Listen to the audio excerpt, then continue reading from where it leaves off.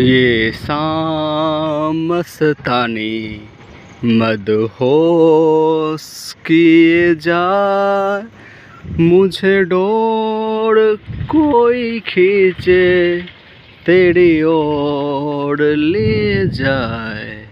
ये शाम मस्तानी मदहोश किए जाए, मुझे डोर कोई खींचे तेरी ओर ले जाए। नमस्कार, मैं बस कुछ दिल से गाने की कोशिश कर रहा था और मैं ये मानता हूँ कि जब आपकी आत्मा से कोई आवाज़ निकलती है ना, तो उसके लिए ना ही कोई ट्रेनिंग लेने की ज़रूरत पड़ती है, ना ही बहुत बड़े संगीतकार बनने की ज़रूरत पड़ती है। बस आपकी आत्मा में, आपके रूह में जो है ना, उससे अभिव्यक्त